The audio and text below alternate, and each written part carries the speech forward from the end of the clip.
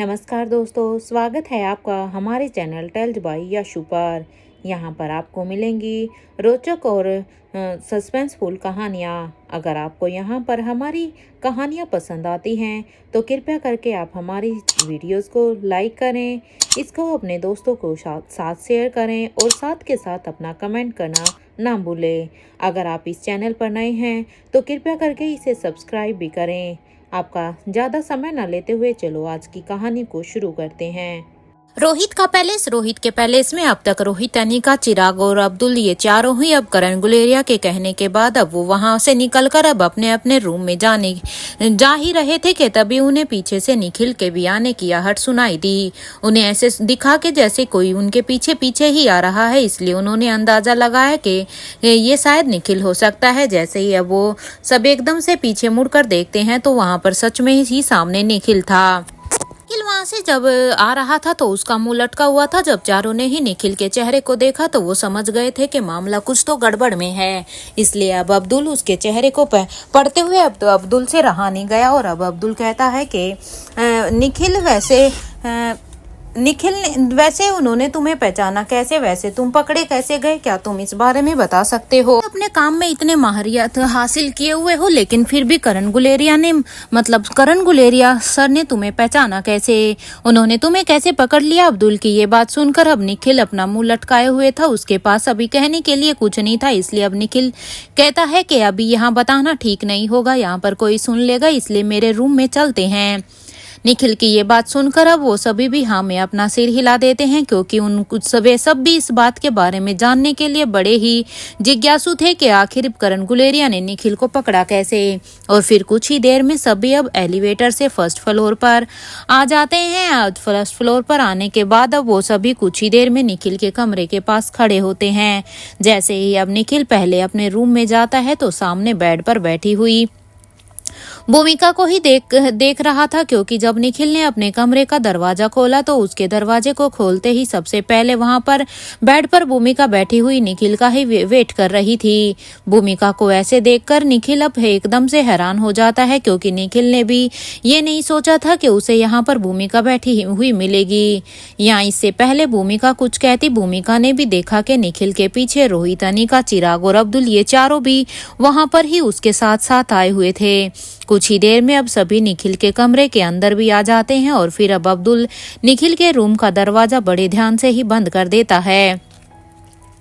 रोहित ने जब भूमिका को निखिल के कमरे में देखा तो रोहित ने भूमिका से पूछा कि तुम यहाँ पर क्या कर रही हो?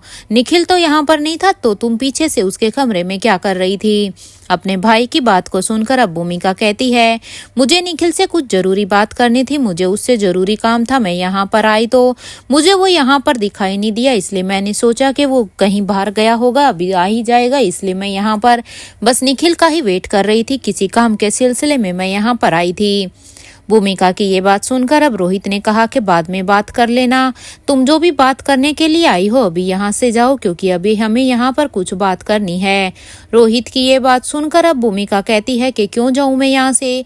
ये कहते हुए ही अब भूमिका भी रोहित को घूर कर देखती है तो उसने देखा कि रोहित उसे और भी ज्यादा गुस्से से घूर कर देख रहा था, क्योंकि रोहित अभी भूमिका के साथ उलझना नहीं चाहता था। हालांकि रोहित भी भूमिका के नेचर के बारे में अच्छी तरह से जानता था कि अगर भूमिका एक बार किसी चीज की जिद कर लेती है तो फिर तो उसे वहां से कोई भी नहीं हिला सकता।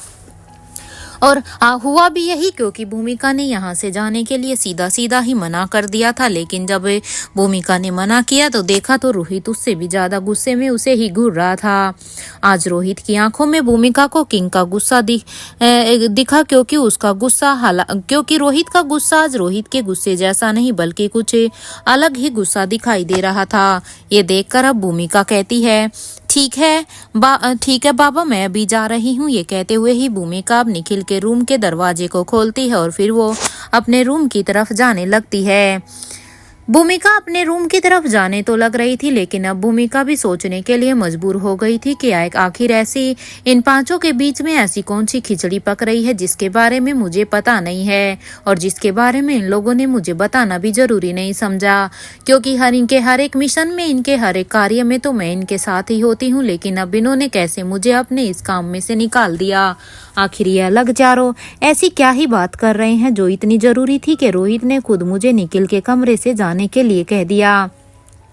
और अगर ये बात इतनी ही जरूरी थी तो ये अपने मीटिंग हॉल में भी तो उस काम को कर सकते थे, या फिर रोहित और अनिका के रूम में, इन्हें यहाँ पर निखिल के रूम में ही आने की क्या जरूरत थी, क्योंकि भूमिका तो यहाँ पर पूरा प्लान सोचकर ही यहाँ पर आई थी, क्योंकि भूमिका को जब पता चला था कि उनका प्लान फ्लॉप सिर्फ निखिल की वजह से हुआ है, तो भूमिका का गुस्सा इतना चढ़ा हुआ था कि वो अब निखिल से बदला लेने के लिए यहाँ पर आई थी। वो अभी यहाँ पर निखिल की अच्छी खासी खातिरदारी करने के लिए आई थी, लेकिन इसे पहले भूमिका यहाँ पर कुछ करती तो उससे पहले ही ये चारों यहाँ पर आ चुके थे। फिर भूमिका के जाने के बाद अब अब्दुल जल्दी से एक बार फिर से निखिल के कमरे के दरवाजे को बंद कर देता है और अब सभी की ही नजरें अभी एक टक बस निखिल को ही देखे जा रही थी। वो सब अब बस निखिल के ही बोलने का इंतजार कर रहे थे कि आखिर करण गुलेरिया ने निखिल को कैसे पहचाना, उनको उनके ऊपर शक कैसे हुआ। निखिल अब उन चारों को जब अपनी तरफ घूरते हुए देखता है तो निखिल भी अब उनकी आंखों को पहचान जाता है कि वो अब बस निखिल के ही बोलने का इंतजार कर रहे हैं। इसलिए निखिल अब अपनी बात को शुरू करते हुए कहता है कि रोहित सर, चिराग ने आज सुबह ही मुझसे कहा था कि मुझे गुलेरिया परिवार के कैमरे का एक्सेस लेना है और फिर मुझे 30 साल पुराना डाटा रिवाइव करना है, और फिर मैंने भी उनके कहे अनुसार वो सब काम कर दिया था और मैंने बड़ी बखूबी ही उस काम को किया था। मैं उनके जाने के बाद फिर मैं अपने कमरे में आकर लग गया था, तो मैंने गुलेरिया ग्रुप ऑफ कंपनीज के पर्सनल कंप्यूटर को हैक कर लिया। तब मुझे लगता है कि उस कंप्यूटर को शायद मिस्टर करण गुलेरिया ही हैंडल करते होंगे, क्योंकि मैंने एक ईमेल आईडी भी देखी थी वहां पर, और मैंने जब चेक किया तो मुझे कुछ ऐसा पता चला जो मुझे आप दोनों को बताने के लिए अभी के लिए मना किया गया है। आई एम सॉरी, प्लीज आप दोनों मुझे माफ कर दीजिएगा। मैं अभी वो आप दोनों को नहीं बता सकता, क्योंकि उसके लिए मुझे साफ साफ हिदायत दी गई है कि मैं वो किसी भी हालत में आप लोगों को नहीं बता सकता। ये कहते हुए ही अब निखिल अपनी नजरें एकदम से झुका लेता है, क्योंकि निखिल भी यहाँ पर मजबूर था। एक तरफ उसके सामने रोहित और अनिका थे जिनसे वो बात को छुपाना नहीं चाहता था, क्योंकि उनके लिए इस बात को भी जानना बहुत ही जरूरी था। लेकिन दूसरी तरफ अब उसे करण गुलेरिया की वार्निंग भी अच्छी तरह से याद थी कि करण गुलेरिया ने उसे वार्निंग दी थी कि याद रहे ये बात किसी को भी पता नहीं चलना चाहिए, नहीं तो गुलेरिया परिवार और मल्होत्रा परिवार दोनों में ही एकदम से भूचाल आ जाएगा, एक तूफान आ जाएगा। इसी डर से अब निखिल यहाँ पर कुछ भी नहीं कहता। निखिल अब अपने आप पर बहुत ही गुस्सा आ रहा था उसे, क्योंकि वो यहाँ पर दोनों ही तरफ की बातों को सुन रहा था। निखिल को ऐसे सिर झुकाता हुआ देखकर अब वो चारों हुए एक दूसरे को देखने लगते हैं कि सच में निखिल अब बहुत ही मजबूर है। अगर उसके बस में होता तो वो उसे सारी ही बातें बता देता, लेकिन अब अनिका एक गहरी लंबी सांस लेती है और फिर अब अनिका निखिल से पूछती है, क्या तुम्हें पता है कि आकाश गुलेरिया के पिता कौन हैं? अनिका के इस सवाल पर अब निखिल कहता है कि वो पेपर भले ही आकाश गुलेरिया के पिता मिस्टर अनुपम गुलेरिया के थे, लेकिन आकाश गुलेरिया के रियल फादर का नेम मिस्टर करण गुलेरिया है और मदर मिस अंजलि रायचांद। निखिल के मुंह से ये सुनते ही अब अनिका और रोहित दोनों को ही 440 वोट का झटका लगता है, क्योंकि उन पेपर में उनके रियल फादर का नाम करण गुलेरिया था। और फिर वो दोनों अब एक दूसरे को ही देखने लग जाते हैं कि आखिर ऐसा कैसे हो सकता है। फिर अभी वो अपनी हैरानी से बाहर आते हुए ही अब रोहित, चिराग और अब्दुल की तरफ घूर घूर कर देखने लगता है। अब चिराग समझ जाता है कि ये बात सिर्फ 5 लोगों के बीच में ही रहनी चाहिए। इन 5 लोगों के अलावा ये बात यहाँ से किसी के पास भी नहीं जानी चाहिए। चिराग और अब्दुल भी अब रोहित के इशारे को अच्छे से समझ जाते हैं और वो हाँ में अपना सिर हिला देते हैं। तो वहीं निखिल भी अब कहता है कि डोंट वरी सर, ये बात इस रूम से बाहर नहीं जाएगी। रोहित अब सबसे कहता है कि इस वक्त मेरे ख्याल से हम सबको अब सोने के लिए जाना चाहिए, काफी रात हो गई है। रोहित की ये बात सुनते ही अब चिराग और अब्दुल दोनों ही सबको गुड नाइट बोलकर अब निखिल के कमरे से का दरवाजा खोलकर अपने रूम की तरफ जाने लगते हैं।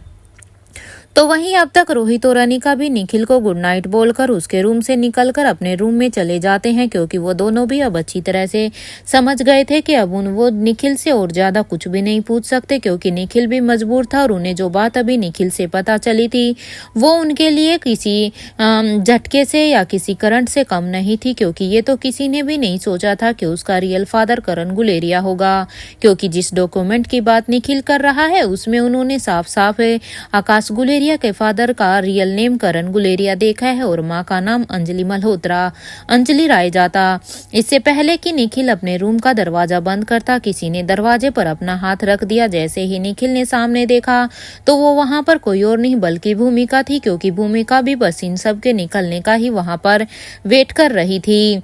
क्योंकि भूमिका तो अपनी प्लानिंग को अब आज ही अपना बदला पूरा लेने वाली थी। अब भूमिका निखिल को घूर घूर कर देख रही थी और अब वो अपने कदम निखिल की तरफ बढ़ा रही थी। तो वहीं भूमिका को इस तरह अपनी तरफ बढ़ता हुआ देखकर अब निखिल भी अपने कदमों को पीछे की तरफ ही लेकर जा रहा था, क्योंकि भूमिका का चेहरा आज निखिल को कुछ अजीब ही दिखाई दे रहा था। और जो काम आज निखिल ने किया था उसका पता तो खुद निखिल को भी था। हालांकि निखिल भी इस बात को जानता था कि जब भूमिका को निखिल के बारे में पता चलेगा कि उन्होंने ही अंजलि और आयशा मारवा को बता दिया है कि तो ये तीनों क्या करने वाले हैं, तो पता नहीं भूमिका उसके साथ क्या करेगी।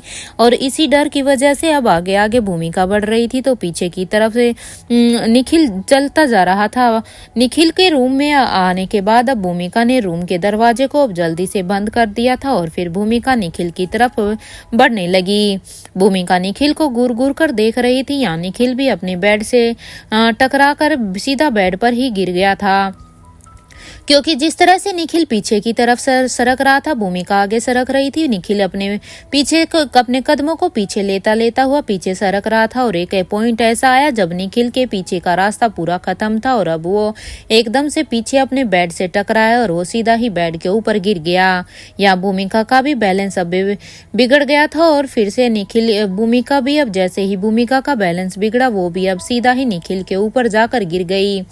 निखिल ने अपने हाथ से भूमिका की कमर को पकड़ लिया था और उसे अपने और भी पास खींचा था और फिर निखिल भूमिका को उसके लिप्स पर एक किस करने ही जा रहा था कि तभी भूमिका ने अपना हाथ निखिल के मुंह पर रख दिया और फिर वो अब गुस्से से कह रही थी कि काफी दया आ रही थी ना तुम्हें मेरे भाई और भाभी पर। ये कहते हुए ही भूमिका अब निखिल को काफी तीखी नजरों से देख रही थी, क्योंकि उसकी नजरों में आज निखिल को एक शिकायत दिख रही थी। यहाँ निखिल अब अपने दूसरे हाथ से भूमिका के हाथ को अपने मुंह से हटाते हुए कहता है कि हाँ आ रही थी। ये भी भला कोई ऐसा भी कोई मजाक करता है क्या? भूमिका तुम तो कभी मेरे लिए कभी ऐसा कुछ प्लान नहीं करती हो, तो जब कोई अपने किसी स्पेशल पर्सन के लिए ऐसा कुछ प्लान करता है तो तुम उसे बर्बाद करने के लिए प्लान बनाती हो। जितना प्लान तुम इसको बिगाड़ने के लिए बनाती हो उतना तुम उस प्लान को किसी अच्छे काम में भी तो लगा सकती हो। तुम खुद भी तो मेरे लिए ऐसा कुछ प्लान कर सकती थी। अरे चलो भूमिका मेरा तो छोड़ो, तुम मुझे मेरे लिए नहीं करना चाहती, लेकिन तुम उसमें अपनी भाभी अनिका की तो मदद ही कर सकती थी। लेकिन नहीं, तुम तो ठहरी भूमिका मारवा, तुम तो बस उस प्लान को बर्बाद ही कर सकती हो, बना नहीं सकती। भूमिका हाउ अनरोमांटिक यू आर। ये कहते हुए ही अब निखिल भूमिका की कमर से अपना हाथ हटा लेता है और फिर वो भूमिका को अपने बगल में ही सरका देता है और फिर वो खुद अपने बेड पर बैठ जाता है। अब वो अपने मन में ही कुछ सोचने लगता है कि आखिर क्या वजह थी जो मिस्टर करण गुलेरिया ने रोहित सर और अनिका मैडम से मुझे झूठ बोलने के लिए कहा था। क्योंकि अभी यहाँ पर निखिल ने जो बात यहाँ पर बोली थी कि उसका रियल फादर करण गुलेरिया ही है, तो ये बात यहाँ पर निखिल ने जानबूझकर झूठ बोली थी, क्योंकि उसका असली फादर करण गुलेरिया नहीं था और ये बात निखिल अच्छी तरह से जानता था। लेकिन क्योंकि करण गुलेरिया ने निखिल को झूठ बोलने के लिए बोला था, इसलिए निखिल ने भी यहाँ पर सेम वही बात बोल दी थी जो यहाँ पर करण गुलेरिया ने उसे बोलने के लिए कहा था। हालांकि निखिल यहाँ पर भले ही भूमिका के साथ बैठा हुआ था, लेकिन अभी भी उसके दिमाग में वही सारे क्वेश्चन दौड़ रहे थे।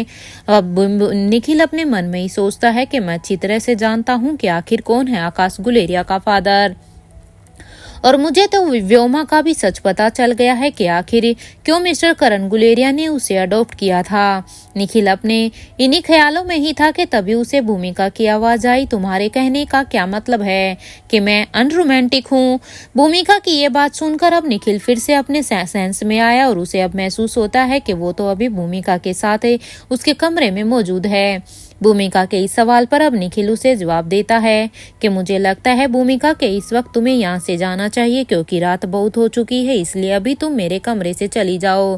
क्योंकि निखिल भी यहाँ पर अभी अपने सवालों में ही उलझा हुआ था और अभी वो यहाँ पर भूमिका के साथ और कुछ भी नहीं कहना चाहता था क्योंकि भूमिका के गुस्से को निखिल अच्छी तरह से जानता था। अगर यहाँ निखिल भूमिका को कुछ समझाएगा भी तो अभी भूमिका इतनी गुस्से में उसके कमरे में आई थी कि वो शायद उसकी बातों को उल्टा ही लेती। निखिल की यह बात सुनकर अब भूमिका का गुस्सा और भी बढ़ जाता है और वो अब भूमिका उसे कहती है कि अब बताओ ना कौन है अनरोमांटिक, क्योंकि मैं अब अगर तुम्हारे कमरे में आई हूँ तो तुम तो मुझे ही इस कमरे से भगा रहे हो, तो तुमने मुझे अनरोमांटिक कैसे हुआ, क्योंकि अनरोमांटिक तो तुम हो। ये कहते हुए ही भूमिका अब निखिल के बेड से उठती है और फिर वो अपना पैर उठाते हुए ही निखिल के कमरे से फिर वो अपना पैर पटकते हुए ही निखिल के कमरे से बाहर अपने रूम की तरफ जाने लगती है। भूमिका को ऐसे जाते हुए देखकर अब निखिल भी जल्दी से जाकर अपने रूम के दरवाजे को बंद कर देता है क्योंकि इस समय निखिल भी भूमिका से कोई बात नहीं करना चाहता था। उसने बस ये बात कह के वो बस भूमिका को यहाँ से भेजना चाहता था और फिर से अब वो अपनी उसी गहरी सोच में चला जाता है। यहाँ दूसरी तरफ रोहित अनिका दोनों ही अपने कमरे में थे, लेकिन दोनों ही कुछ सोच रहे थे। अब अनिका अपने रूम में रखे हुए सोफे पर बैठ जाती है। अनिका को इस तरह देखकर अब रोहित भी थोड़ा सा उदास हो जाता है क्योंकि अभी उन्हें भी जो बात पता चली है वो उनके लिए भी किसी शौक से कम नहीं थी और शायद इसी वजह से ही दोनों आज बिल्कुल ही अभी कुछ सोच विचार कर रहे थे। रोहित अब अनिका के बगल में जाकर बैठ जाता है और फिर अनिका का हाथ पकड़कर कहता है कि क्या सोच रही हो अनिका तुम। रोहित की ये बात सुनकर अब अनिका कहती है कि रोहित मिस्टर मारवा, लोगों को समझने की काबिलियत जितनी तुम्हारे अंदर है उतनी मैंने कभी किसी में नहीं देखी है। क्या लगता है मिस्टर मारवा तुम्हें, क्या सच में पापा का अंजलि मामी के साथ कोई रिश्ता हो सकता है? क्योंकि जो बात अभी भी निखिल ने बताई है मुझे उस पर यकीन नहीं हो रहा है, लेकिन मैं अपने यकीन से ज्यादा मिस्टर मारवा आपके यकीन पर विश्वास करती हूँ क्योंकि आपको लोगों को परखने की जितनी जानकारी है, जितनी काबिलियत है उतनी शायद मेरे में नहीं है। इसलिए मिस्टर मारवा अब आप ही बताइए क्या ऐसा हो सकता है। अनिका के इस सवाल पर अब रोहित जवाब देता है कि मुझे लगता है कि निखिल झूठ बोल रहा है क्योंकि जिस तरह से निखिल बात कर रहा था मुझे उसकी बातों में 1% भी सच्चाई नहीं लग रही थी। निखिल यहाँ पर कुछ तो छुपा रहा है। रोहित की ये बात सुनकर अब अनिका की आंखों में एक चमक सी आ जाती है क्योंकि ये तो अनिका ने भी नहीं सोचा था कि अगर निखिल ये बात कह सकता है कि वो उस फाइल के वो उसे चीज के बारे में नहीं बता सकता क्योंकि उसे मना किया है, तो फिर उसने ये कैसे बता दिया कि उसमें उसका रियल फादर करण गुलेरिया और अंजलि मामी है। इसलिए यही सोचकर अब अनिका के भी आंखों में चमक आ जाती है क्योंकि अनिका ने तो इस बारे में सोचा ही नहीं। और फिर अब अनिका रोहित से पूछती है कि तुम्हें ऐसा क्यों लगा कि निखिल झूठ बोल रहा है मिस्टर मारवा। अनिका के इस सवाल पर अब रोहित कुछ देर के लिए तो खामोश हो जाता है और फिर वो अपनी बात को आगे बढ़ाते हुए कहता है कि इसका जवाब तो पापा के अलावा या तो सिर्फ अंजलि मामी ही दे सकती है या फिर किशन मामा ही दे सकते हैं, क्योंकि जहां तक मैं जानता हूं अब पापा तो इस बारे में हमें कोई भी बात बताने से रहे क्योंकि वो तो इस बात को दबा देना चाहते हैं। वो तो ये भी नहीं, अंजलि मामी तक को भी ये नहीं जानने देना चाहते कि आकाश उनका बेटा है, इसलिए पापा तो हमें इस बारे में कुछ भी नहीं बताएंगे। तो उसके अलावा सिर्फ 2 ही लोग बचे हैं, वो हैं अंजलि मामी और किशन मामा। रोहित की ये बात सुनकर अब अनिका कहती है कि मुझे लगता है कि अब हमें चेंज कर लेना चाहिए क्योंकि हम इस बात के बारे में जितना ही सोचेंगे उसके किसी भी कंक्लूजन तक तो नहीं पहुंच पाएंगे क्योंकि बस ये 3 लोग ही हमें उसके कंक्लूजन तक पहुंचा सकते हैं। अनिका की ये बात सुनकर अब रोहित भी हाँ में अपना सिर हिला देता है क्योंकि आज का दिन उन लोगों के लिए काफी हेक्टिक था क्योंकि रोहित की बर्थडे पार्टी से अब वो लोग सब थक चुके थे और फिर अब वो अपनी जगह से उठकर अब वो कबर्ड की तरफ जाता है और फिर वो कबर्ड से अपना और अनिका के लिए और अपने और अनिका के लिए दोनों की ही नाइट ड्रेस को कबर्ड से निकालता है। रोहित अब अनिका की नाइट गाउन को बेड पर रखकर शावर लेने के लिए बाथरूम में चला जाता है और यहाँ पर अपनी सोच में ही खोई हुई अनिका को याद आता है कि आज का दिन कितना ही अच्छा गया है। मैं इस टॉपिक के बारे में कल ही सोचूंगी, क्योंकि आज इतना अच्छा दिन था, तो मुझे आज बस उसी दिन की ही यादों को अपने याद करना है, उन्हीं ही चीज़ों के बारे में सोचना है। जो ये मैटर है जो अभी अभी हुआ है इसके बारे में मैं बाद में सोच लूंगी। और वैसे भी अच्छा हुआ कि किंग के को भी आज अच्छा लगा, और वैसे भी अच्छा हुआ कि आज किंग को भी आज का दिन अच्छा लगा और खुश होके उन्होंने मुझे एक और दिन की छुट्टी दे दी है। इसलिए मैं भी एक दिन और यहीं पर अपने बच्चों के साथ और मिस्टर मारवा के साथ रह सकती हूँ। आज का दिन सिर्फ रोहित के लिए ही था। अनिका यही सोचकर अब अपनी जगह से खड़ी होती है और फिर वो बाथरूम की तरफ जाने लगती है और फिर वो बाथरूम के दरवाजे को धीरे से खोलती है तो वो देखती है कि रोहित शावर लेकर किसी गहरी सोच में खड़ा हुआ था। अनिका भी अब रोहित के पास जाती है और फिर वो रोहित को कसकर हक कर लेती है। अनिका के सफर से ही अब रोहित अपनी सोच से बाहर आता है और फिर वो अनिका से कहता है, क्या हुआ अनिका तुम्हें? रोहित के इस सवाल पर अब अनिका कहती है कि ज्यादा कुछ नहीं, बस सुबह मेरे हस्बैंड ने मुझसे कुछ विश की थी साथ में नहाने की, तो मैं तो बस वही कर रही हूँ, क्योंकि आज मेरे हस्बैंड का बर्थडे है, तो बताओ मैं उसकी किसी भी विश को कैसे टाल सकती हूँ। क्योंकि जब अनिका यहाँ पर वॉशरूम में आती है तो रोहित यहाँ पर अब पहले से ही शावर ले चुका था, लेकिन अभी वो गहरी सोच में था। अनिका भी फिर इसीलिए ही वो रोहित के पास ही उसके बाथरूम में आ जाती है। अनिका की इस बात पर अब रोहित अनिका से कहता है कि मुझे शक है अनिका के अलेक्जेंडर का बड़ी कोई और नहीं बल्कि मेरे नाना ही हैं, क्योंकि रोहित अभी बाथरूम में यही सब ही सोच रहा था कि आखिर उसकी लाइफ में ऐसा कौन पर्सन हो सकता है जो उसका बड़ी हो सकता है। इसलिए अब वो अपने मन की बात अब सीधे सीधे ही अनिका को बता देता है कि मुझे बस अपने नाना पर शक है, और वो पैलेस जहाँ पर एक रूम से दूसरे रूम में जाने के लिए भी आर्यन और रिया तुमसे परमिशन ले रहे थे, तो वही क्या तुमने देखा नहीं कि वही अलेक्जेंडर बेफिक्र होकर वहां पर घूम रहा था, जैसे वो उस पैलेस में पहले भी आ चुका हो। अलेक्जेंडर को देखकर ऐसा लग रहा था कि मानो उस पूरे ही पैलेस के कोने कोने को अलेक्जेंडर अच्छी तरह से जानता था। और वैसे भी अलेक्जेंडर के पैदा होने से 6 साल तक तो वो वहां पर उस बेसमेंट में था, और जब वो अगर क्रिस्टोफर को जानता है तो ये तो तय है कि वो पक्का किंग को भी जानता होगा और किंग ही उसके बड़ी होंगे। रोहित की ये बात सुनकर तो अनिका बस फटी हुई आंखों से रोहित को ही देख रही थी, क्योंकि रोहित अब धीरे धीरे उन कड़ियों को जोड़ रहा था। अनिका अब उसी को ही देखते हुए यही सोच रही थी कि कैसे रोहित ने पूरे ही डॉट्स को कनेक्ट कर लिया था। रोहित की ये बात सुनकर अब अनिका कहती है कि मिस्टर मारवा, इतने रोमांटिक मोमेंट में थोड़ा तो अपना दिमाग को शांत रखिए ना। आप अपने दिमाग के घोड़ों को अभी कुछ देर के लिए बिठाइए ना, क्योंकि मैं यहाँ पर अभी इन्हीं सोच विचार के लिए तो हम दोनों बाथरूम में यहाँ पर नहीं खड़े हैं ना, क्योंकि अभी ये बहुत ही रोमांटिक मोमेंट है। अनिका की ये बात सुनकर अब रोहित भी अनिका को देखने लगता है। अब अनिका वो ध्यान से जब रोहित अनिका को देखता है कि अनिका भी ध्यान से बस उसी को ही देख रही थी, इसलिए अब रोहित उसे देखते हुए कहता है कि तुम्हारा इतना खूबसूरत गाउन भीग गया है अनिका। रोहित की ये बात सुनकर अब अनिका ने जब खुद को देखा तो उसे खुद पर ही हंसी आने लगी थी, क्योंकि अनिका यहाँ पर अपने उसी गाउन को पहनकर ही आई हुई थी। लेकिन अनिका ने अब रोहित को हक कर लिया और अब दोनों ही थोड़ी ही देर तक शावर के नीचे एक दूसरे की ही बाहों में खड़े हुए थे। जहां एक तरफ अनिका के दिमाग में अपने पापा को लेकर सवाल चल रहे थे, तो वहीं दूसरी तरफ रोहित के दिमाग में अलेक्जेंडर के बड़ी को लेकर सवाल चल रहे थे। दोनों ही यहाँ पर बाथरूम में एक साथ खड़े हुए थे, एक दूसरे को महसूस कर रहे थे, लेकिन दोनों ही के ही दिमाग आज उनके ही काबू नहीं थे, क्योंकि दोनों के ही दिमाग अपने अपने सवालों से घिरे हुए थे। लेकिन दोनों ही अब किसी तरह से अपने अपने दिमाग के सवालों को अब थोड़ा सा इग्नोर करने की कोशिश करते हैं और फिर वो एक दूसरे के चेहरे की तरफ देखते हैं।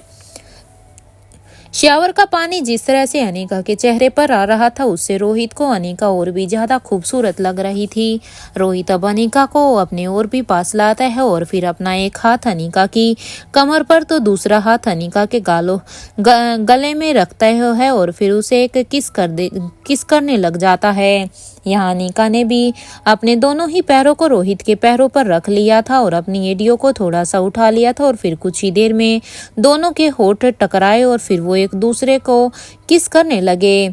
कुछ देर के बाद एक लंबी किस को पूरा करके दोनों अब एक दूसरे को छोड़ देते हैं। अब रोहित अनिका को ही देख रहा था तो वहीं अनिका को अपने लिए रोहित की आंखों में ढेर सारा प्यार अभी नजर आ रहा था। अनिका साफ साफ रोहित की आंखों में अपने लिए प्यार देख पा रही थी। रोहित अब अनिका को गले लगाते हुए कहता है कि मैं तुमसे सच में बहुत प्यार करता हूँ अनिका, ऐसा कोई भी दिन नहीं होगा जिसके बारे में मैं तुम्हारी प्रेजेंस को नहीं सोचता और मैं तुमसे वादा करता हूँ कि जिंदगी भर मैं तुमसे ऐसे ही प्यार करता रहूंगा, भले ही हमारी शादी को हमें कितना ही टाइम क्यों ना हो जाए साथ में रहते हुए भी, लेकिन हमारा प्यार हर दिन तुम्हें एक नए प्यार जैसा ही मिलेगा। रोहित की ये बात सुनकर तो अब अनिका के गाल एकदम ही शर्म से लाल हो गए थे। अब अनिका ने और भी जोर से रोहित को कसकर हक कर लिया मानो वो खुद को रोहित के अंदर ही छुपा लेना चाहती हो और फिर वो दोनों कुछ देर तक एक दूसरे को ऐसे ही हक करते हुए खड़े रहते हैं और फिर रोहित अब धीरे धीरे से अनिका के गाउन को उतारने लगता है। जब अनिका को अपना गाउन लूज होता महसूस होता है तो वो रोहित की तरफ देखने लगती है। अनिका अपने गाउन को पकड़कर अब रोहित से कहती है कि आप अपना नाइट सूट पहनकर रूम में जाइए और मेरा नाइट गाउन बेड पर ही है, उसे प्लीज मुझे दे दीजिए। ये कहते हुए ही अब अनिका शर्म से दूसरी तरफ देखने लगती है। अनिका को इस तरह से देखकर रोहित के फेस पर भी एक स्माइल आ जाती है और अब वो जल्दी से चेंज करता है और फिर वो बाथरूम से बाहर निकलकर अपने रूम में बेड पर के पास आ जाता है और फिर वो बेड से अनिका के नाइट गाउन को लेकर अब बाथरूम के पास आकर अनिका को बड़े ही ध्यान से दे देता है और फिर रोहित तैयार होकर बालकनी के पास जाकर कुछ सोचने लगता है। रोहित अभी भी यही सोच रहा था कि आखिर किस तरह से सालों पहले राहुल को रोहित बनाने की कोशिश की गई थी और उसके अपने ही परिवार के लोगों ने उसे मारने की कोशिश की थी और शायद मैं मर ही गया होता, लेकिन आज तक मुझे नहीं पता चला कि आखिर मुझे बचाया तो उस समय पर बचाया था तो वो किसने बचाया था। आखिर कौन है वो दोस्त जो छुपकर ही मुझे और मेरे परिवार को प्रोटेक्ट कर रहा है, क्योंकि इतना तो मैं भी पक्का कह सकता हूँ कि मेरे परिवार को कोई पीछे से प्रोटेक्ट कर रहा है, मुझे भी और मेरे परिवार को भी। यहाँ तक कि आर्यन पर भी जब अटैक हुआ था तो यहाँ तक कि कितनी बार ही खुद अक्षय वर्मा ने भी आयशा माँ को जबरदस्ती अपने साथ ले जाने की कोशिश की थी। उस वक्त तो मैं सिर्फ 12 साल का ही था जब मुझे पता चला था कि किसी ने मेरी माँ के विला पर अटैक किया था और फिर मैं दौड़कर दादाजी से हेल्प मांगने के लिए भी गया था, लेकिन उन्होंने मुझे ये कहते हुए मना कर दिया था कि मेरी माँ अब मारवा परिवार का हिस्सा नहीं है, इसलिए वो अब मेरी कोई भी मदद नहीं कर सकते, यानी कि उसकी माँ को नहीं बचा सकते। लेकिन मैं फिर भी दौड़कर मारवा हाउस की गाड़ी में बैठ गया था और फिर जल्दी से ड्राइवर अंकल को माँ के विला में जाने के लिए कहा था। उस वक्त मैं खुद मार्शल आर्ट की ट्रेनिंग ले रहा था, मुझे ये भी पता नहीं था कि मैं अपनी माँ को बचा भी पाता कि नहीं। लेकिन जब तक मैं माँ के विला तक पहुँचता तो मैंने देखा कि वहाँ पर तो सब कुछ पहले से ही नॉर्मल हो गया था, इसलिए अब मैं जल्दी से अब अंदर की तरफ चला गया तो देखा कि दरवाज़ा तो किसी ने बाहर से ही बंद किया है। मैंने अब जल्दी से दरवाज़ा खोला था तो अंदर मेरी माँ और सावित्री दोनों ही थे। तब मैं जल्दी से दौड़कर अपनी माँ के एकदम से गले लग गया था, लेकिन मेरी माँ ने तो मुझे खुद से ही दूर कर दिया था। अपनी माँ की उस बेरुखी की वजह से मैं अपनी माँ की उस बेरखी की वजह मैं नहीं जानता था और फिर मैं नम आंखों से ही वहां से बाहर निकल गया था। लेकिन उस समय मुझे इस बात की खुशी थी कि उस समय मेरी माँ सही सलामत थी। जब मैं वहां से बाहर निकला था तो तभी मेरी नजर एक आदमी पर गई थी जो पेड़ के पीछे छुपा हुआ था और वो सब नजारा देख रहा था। जब मैं उसके पास गया तो फिर वो डर के मारे कहने लगा था कि मुझे मत मारो, मैंने कुछ नहीं किया है। अरे मैं तो आयशा मारवा के सामने भी नहीं गया हूँ। उस आदमी की बात को सुनकर मैंने उससे पूछा कि यहाँ क्या हुआ था, क्योंकि यहाँ पीछे क्या हुआ था उसके बारे में तो रोहित भी नहीं जानता था। इसलिए रोहित के मन में सवाल थे कि आखिर यहाँ पर सब इतना सब कुछ इतनी जल्दी से नॉर्मल कैसे हो गया। इसलिए रोहित ने उस आदमी से सवाल किया कि यहाँ अभी क्या हुआ था। इसलिए रोहित के इस सवाल पर अब वो आदमी कहता है कि पता नहीं, बस एक तूफान आया और एक आदमी बाहर निकला और उसने सिर्फ 2 ही वार किए थे कि हमारे बॉस नीचे खून से लथपथ गिरे हुए थे।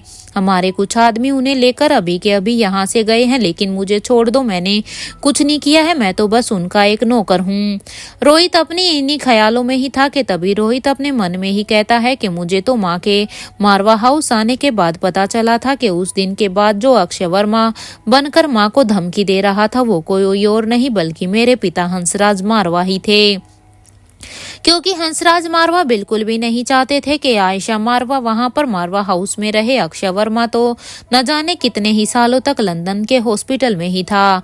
रोहित अपने इन्हीं सब ख्यालों में था कि तभी उसके कानों में अनिका की आवाज आती है, क्या हुआ मिस्टर मारवा, अब फिर कहाँ खो गए आप क्या बार बार खो जाते हैं, आखिर ऐसा क्या सोच रहे हैं। मैं कब से मिस्टर मारवा आपको आवाज लगा रही हूँ, लेकिन आपका तो ध्यान यहाँ पर है ही नहीं। आप शरीर से तो यहाँ पर कमरे में दिखाई दे रहे हैं, लेकिन आपका दिमाग तो कहीं और ही है। अनिका की इस बात से अब रोहित अपने ख्यालों से बाहर आता है और फिर वो अनिका से कहता है कि रात काफी हो गई है, मुझे लगता है कि अब हमें सो जाना चाहिए। रोहित की ये बात सुनकर अब अनिका कहती है, हाँ सो तो जाना चाहिए। ये कहते हुए ही अब अनिका रोहित का हाथ पकड़कर उसे अपने रूम में लेकर आती है और फिर उसे बेड पर बैठाते हुए कहती है कि क्या बात है, मुझे नहीं बताओगे मिस्टर मारवा, क्योंकि मैं तब से देख रही हूँ आप किसी बात के बारे में कुछ गहराई से ही सोच रहे हैं, आप किसी चीज को लेकर परेशान हैं। अनिका की ये बात सुनकर अब रोहित कहता है कि अनिका, अक्षय वर्मा ने ब्रह्मपुत्र एकेडमी से ट्रेनिंग ली थी ना। रोहित के इस सवाल पर अब अनिका हाँ में अपना सिर हिला देती है और फिर रोहित एक गहरी सोच में फिर से चला जाता है। ये देखकर अनिका कहती है, क्या मुझे मेरा पति मिल सकता है कुछ समय के लिए, जो मुझे मारवा हाउस में था, क्योंकि मुझे अभी यहाँ पर कोई किंग या कोई सोचने वाला पति नहीं चाहिए, मुझे बस यहाँ पर मेरा पति मिस्टर मारवा चाहिए। अनिका के इस सवाल पर अब रोहित उसे कहता है कि तुम्हारे सामने कौन बैठा हुआ है अनिका। रोहित की इस बात पर अब अनिका कहती है, ये मिस्टर किंग है जो पता नहीं यहाँ पर क्यों आए हैं, क्योंकि मैंने तो यही सोचा था कि आज मैं अपने पति से मिल रही हूँ, लेकिन यहाँ तो कोई और ही आ गया है। ये कहते हुए ही अनिका अब झूठ मूठ का गुस्सा करते हुए कहती है कि मेरे पति तो मुझसे बहुत ही प्यार करते थे मिस्टर मारवा, और इतना रोमांस करते थे मेरे साथ के कभी मुझे उन्हें रोकने की भी फाइटिंग, कई बार तो मुझे उन्हें रोकने के लिए अपनी फाइटिंग टेक्निक का भी इस्तेमाल करना पड़ता था। लेकिन आज पता नहीं मेरे पति कहाँ पर गायब हैं। आज तो मुझे ऐसा लग रहा है जैसे मैं यहाँ पर किसी और ही इंसान के साथ हूँ, क्योंकि यहाँ पर तो मेरे पति नहीं है जो कि मुझसे प्यार से बात करे, क्योंकि ये इंसान तो कहीं ना कहीं खोया हुआ लग रहा है। अनिका की इस बात पर अब रोहित के ऊपर एक जादू सा बिखेर दिया था और अब उसके फेस पर एक स्माइल आ गई थी। अब रोहित अनिका के कमर पर अपना हाथ रखते हुए उसे अपनी तरफ खींच लेता है और फिर वो अनिका से कहता है, लगता है कि किसी को मुझसे काफी शिकायतें हैं, बहुत समय से शायद भरा हुआ है, चलो अभी से उन सारी ही शिकायतों को दूर कर दिया जाएगा। रोहित के चेहरे पर अब ये स्माइल देखकर अनिका भी अब एकदम से खुश हो जाती है, क्योंकि अब रोहित फिर से बिल्कुल वैसे ही हो गया था, बिल्कुल ही टेंशन भरी। रोहित अब अनिका के चेहरे को बेतहासा चूमने लगता है, कभी फोरहेड पर, कभी गाल पर, तो कभी गले पर, और फिर दोनों ही हाथों से एक दूसरे को और दोनों की होठ अब एक दूसरे के होठों से टकराते हैं और फिर रोहित अनिका को किस करने लगता है और फिर अब वो दोनों एक दूसरे की बाहों में पिघलने लगते हैं। दोनों ही एक दूसरे के स्पर्श से उसके प्यार को महसूस करते हैं। कुछ ही देर बाद अनिका ने अपने सिर को रोहित के सीने पर रख देती है और फिर रोहित भी अनिका को अपनी बाहों में भर लेता है और फिर दोनों ही को ही कब नींद आ जाती है वो इन दोनों को भी पता नहीं होता। दोनों ही अब नींद की आगोश में सो चुके हैं और खिड़की से चांद की चांदनी अब दोनों के ही चेहरे पर अब पड़ रही होती है। अगली मॉर्निंग सुबह की शुरुआत हो रही थी और अनिका और रोहित दोनों ही अपनी दुनिया में बेफिक्र होकर एक दूसरे की बाहों में ही सो रहे थे। तभी अनिका की अचानक से ही आंखें खुलती है तो वो खुद को रोहित की बाहों में पाती है। अनिका यही सोच रही थी कि कितने ही वक्त के बाद ये ऐसी सुबह आई है जब अनिका इस तरह से रोहित की बाहों में सोकर उठ रही है, क्योंकि अनिका ने भी इस सुबह को बहुत ही दिनों से मिस किया हुआ था। अनिका अब रोहित के चेहरे को बड़े ही ध्यान से देखती है कि तभी अनिका की नजर अब रोहित की आंखों के पास से छोटे से एक तिल पर जाती है।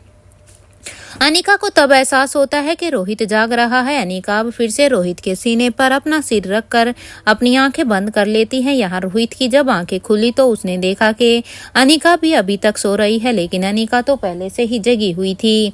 अनिका को लेकिन सोता हुआ देखकर अब रोहित अनिका के बालों को अपनी उंगलियों में अनिका के बालों में अपनी उंगलियों को चलाना शुरू कर देता है और फिर वो धीरे धीरे से कहता है कि जिसकी तुम जैसी वाइफ हो उसे रोमांस करने के टाइम देखने की क्या जरूरत होती है, वो तो कभी भी कर सकता है ना। रोहित की ये बात सुनकर अब अनिका आंख बंद करते हुए कहती है, अच्छा मिस्टर मारवा, ऐसा है क्या?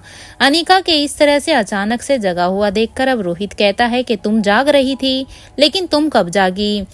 अनिका रोहित की इस बात को इग्नोर करते हुए कहती है कि मुझे लगता है कि अब हमें उठ जाना चाहिए मिस्टर मारवा, वैसे भी आपको भी तो कॉलेज जाना होगा। अनिका के इस सवाल पर अब रोहित कहता है कि आज संडे है अनिका, तुम ये कैसे भूल गई? और फिर रोहित अनिका को अपनी बाहों में ही भर लेता है और फिर वो अनिका से कहता है कि क्या तुम थोड़ी देर और इसी तरह से हम एक दूसरे के साथ रह सकते हैं, क्योंकि मुझे अभी भी तुम्हारे साथ ही ऐसे ही रहना है। रोहित के इस बात पर अब अनिका भी हाँ में सिर हिला देती है, क्योंकि बड़े ही काफी समय से दोनों के लिए ही एक ऐसी मॉर्निंग आई थी जिसमें दोनों ही एक दूसरे को अपनी आंखें खुलते हुए देख पा रहे थे, इसलिए दोनों अभी ऐसे ही एक दूसरे की बाहों में ही लेटे रहते हैं। और फिर वो दोनों कुछ देर तक इसी तरह से एक दूसरे को देखते रहते हैं और उन्हें वक्त का अंदाजा भी नहीं होता है। कुछ ही देर बाद अब अनिका रोहित से कहती है, मुझे छोड़िए मिस्टर मारवा, मुझे अब शावर लेने के लिए जाना है, देखना कितनी देर हो गई है। ये सुनते हुए अब रोहित भी अनिका को अपनी बाहों से आजाद कर देता है। हालांकि उसका मन अभी भी नहीं हो रहा था अनिका को अपनी बाहों से छोड़ने का, लेकिन अपने बेमन से ही उसने अनिका को छोड़ा और अब वो भी अनिका भी अब जल्दी से अपने बेड से उठकर अब अपने कबर्ड की तरफ जाने लगती है और फिर वो अपने कपड़ों को निकालकर सीधा ही बाथरूम में शावर लेने के लिए चली जाती है। यहाँ रोहित भी अपने बेड से उठकर अभी बालकनी की तरफ चला जाता है और फिर वो एनिको के भेजे हुए मैसेज को याद करता है कि स्वाति माँ ने उसे कहा था कि तुम मंडे को आ जाना, अपने बर्थडे की वजह से थक गए होगे, तुम एक दिन अभी वहीं पर ही आराम करो। क्योंकि एक तरफ जहाँ पर अनिका को भी किंग के खुश होने की वजह से अपने लिए एक दिन ज्यादा मिल गया था, तो वहीं इधर से रोहित को भी आज का दिन मिल गया था, क्योंकि स्वाति मल्होत्रा ने भी रोहित को थका हुआ सोचकर उसे एक दिन के लिए और वहीं पर ही रहने के लिए बोल दिया था। इसलिए इस बात से रोहित के भी चेहरे पर भी एक समाइल आ गई थी। अब तक अनिका भी शावर लेकर रूम में आ जाती है। रोहित अब अनिका को देखकर कहता है कि मैं शावर लेकर आता हूँ। ये कहते हुए ही अब रोहित बाथरूम में चला जाता है। यहाँ अनिका अब तक रेडी हो जाती है तो कुछ ही देर में अनिका देखती है कि रोहित भी शावर लेकर बाहर आ रहा है और फिर वो देखती है कि कुछ ही देर में रोहित भी रेडी हो जाता है। तभी अनिका और रोहित के रूम के दरवाजे पर कोई नॉक करता है। अब तक दोनों ही रेडी हो चुके थे, इसलिए अनिका जाकर दरवाजा खोलती है तो वो देखती है कि सामने एक सर्वेंट था। अनिका ने उस सर्वेंट से कहा कि क्या बात है, आप अभी यहाँ पर? तभी अनिका की बात को सुनकर वो सर्वेंट कहता है, मैडम करण सर ने सभी को नीचे ब्रेकफास्ट के लिए बुलाया है, इसलिए मैं आपको यहाँ पर बुलाने के लिए आया हूँ, क्योंकि करण सर का आदेश है। सर्वेंट की इस बात को सुनकर अब अनिका कहती है कि हम थोड़ी ही देर में आते हैं, आप उनसे कह दीजिएगा। अनिका की बात को सुनकर अब वो सर्वेंट भी वहां से उन्हें ग्रीट करते हुए चला जाता है। अनिका और रोहित भी अब तक थोड़ी ही देर में नीचे चले जाते हैं तो वो देखते हैं कि अब तक सभी वहां पर पहले से ही आ गए थे। सभी ने एक दूसरे को गुड मॉर्निंग विश किया और फिर वो सभी अपनी अपनी चेयर पर बैठ गए थे। यहाँ रोहित, अनिका, चिराग, अब्दुल और निखिल इन सभी को करण गुलेरिया के सामने बैठने से थोड़ा सा जोकवर्ड सा फील हो रहा था, क्योंकि कल रात क्या हुआ था वो सब अभी इस बात को भूले नहीं थे। कि तभी रिया कहती है कि मैं तो पेस्ट्री से ब्रेकफास्ट की शुरुआत करूंगी। रिया की इस बात पर अब करण गुलेरिया कहते हैं, बेटा सबसे पहले थोड़ा सा सलाद खा लो, क्योंकि ये हेल्दी होता है और उसके बाद तुम पेस्ट्री खा सकती हो। करण गुलेरिया की इस बात पर अब रिया कहती है, ओके नानू, मैं आपकी बात को मानती हूँ, बट मैं थोड़ा सा ही खाऊंगी, ना, मुझे ये ज्यादा पसंद नहीं है। रिया की इस बात पर अब करण गुलेरिया कहते हैं कि वेरी गुड बेटा, कम से कम तुम अपने नानू की बात तो मानती हो, क्योंकि तुम जानती हो कि तुम्हारे नानू जो तुम्हें कह रहे हैं वो तुम्हारी भलाई के लिए कह रहे हैं, वरना यहाँ पर कुछ तो ऐसे बच्चे हैं कि जिन्हें जितना भी समझा लो वो करते तो अपने मन की है, उन्हें वही करना होता है जो वो करना चाहते हैं, चाहे उन्हें किसी भी चीज को करने के लिए कि कितना भी मना क्यों ना कर दिया जाए, लेकिन वो अपने मन की ही करते हैं। करण गुलेरिया की इस बात पर तो अब रोहित और अनिका दोनों हुई अब एक दूसरे को इस बात से एक झटका सा लगता है, वो दोनों एक दूसरे को ही हैरानी से देखने लग जाते हैं। तो वहीं दूसरी तरफ निखिल, चिराग और अब्दुल तीनों ही एक दूसरे को देखने लगते हैं और वो तीनों ही आंखों में एक दूसरे से बात करने लगते हैं, क्योंकि वो यहाँ पर एक तरफ निखिल, चिराग और अब्दुल समझ जाते हैं कि करण गुलेरिया ने ये बात क्यों बोली है। वहीं अनिका और रोहित भी अब तक इस बात को समझ चुके थे, क्योंकि उन्हें भी करण गुलेरिया ने अच्छे से कहा था कि वो अंजलि की किसी भी चीज में आकाश को, उसके बेटे को ढूंढने में कोई भी मदद नहीं करेंगे, लेकिन उसके मना करने के बाद भी अनिका और रोहित उसकी तह तक पहुंचने की कोशिश कर रहे थे। इसलिए रिया के द्वारा ही करण गुलेरिया ने ये टोन पांचों पर मारते हुए कहा। डाइनिंग टेबल पर अभी इतनी शांति देखकर अभी एकदम से रेखा मौसी कहती है कि क्या मुझे आकाश गुलेरिया, मयूर गुलेरिया और भूमिका का तो समझ में आ रहा है कि ये तीनों शांत क्यों हैं, क्योंकि वो जानती थी कि वहां पर उन तीनों ने ही उनकी डेट को खराब करने की कोशिश की थी, इसलिए अंजलि मामी और आयशा मारवा ने उनकी खिंचाई की हुई थी, इसलिए वो तीनों तो शांत थे। अब तीनों ही, क्योंकि तीनों का कारनामा ही कुछ ऐसा था बीती रात को, इसलिए इन तीनों का तो चुप रहना समझ में आता है। रेखा मौसी की ये बात सुनकर अब अलेक्जेंडर कहता है कि मामू, अगर मेरे बटर स्कॉच को कुछ हुआ होता ना तो मैं कभी भी आप तीनों से बात नहीं करता। यूनोना के पेट एनिमल्स को पटाखों की आवाज से भी दूर रखा जाता है और आप तो उसे उन पटाखों के लिए ही यूज करने के लिए लेकर गए थे, और आप तीनों को नहीं पता क्या इस बारे में, क्योंकि इस बात को तो बच्चे से बच्चा भी जानता है। और अब फिर अलेक्जेंडर निखिल की तरफ देखकर कहता है कि थैंक यू निखिल अंकल, आपने मेरी बटर स्कॉच के बारे में ही इतना सोचा, तो इसलिए थैंक यू सो मच। अगर आपने मेरी बटर स्कॉच के बारे में नहीं सोचा होता तो पता नहीं ये तीनों, मेरे मामू और मेरी बुआ, पता नहीं कल क्या ही कर देते, और आपने उसकी हेल्प की। इसलिए अलेक्जेंडर की बात को सुनकर अब करण गुलेरिया कहते हैं, अलेक्जेंडर बेटा, आपके निखिल अंकल तो बहुत ही अच्छे हैं, सबकी ही हेल्प करते हैं, क्योंकि इन्होंने एक हेल्प करने का एक ठेका जो उठा रखा है, क्योंकि किसी ने भी कुछ भी बोला ये बिना बोलने से पहले ही खुद ही उस इंसान की हेल्प करने के लिए आगे निकल जाते हैं। लेकिन वो हेल्प करने में खुद इतना खो जाते हैं कि खुद उन्हें भी पता ही नहीं चलता कि वो क्या कर रहे हैं और क्या नहीं, और उनके इस हेल्प करने से क्या हो सकता है इस बारे में तो उन्हें अंदाजा भी नहीं होता। ये कहते हुए ही अब करण गुलेरिया निखिल को अब घूर घूर कर देखने लगते हैं, और निखिल अब उनसे नजरें चुरा रहा था, क्योंकि अभी यहाँ पर करण गुलेरिया अब निखिल को भी नहीं छोड़ते हैं, क्योंकि बातों बातों में वो अब निखिल को भी आभास कराते हैं कि बीती रात उसने क्या कर लिया था। उन्होंने बिना उनकी परमिशन के उसको सिस्टम को हैक नहीं करना चाहिए था, और उनके उसे इतनी कॉन्फिडेंशियल रिपोर्ट्स तक नहीं पहुंचना था।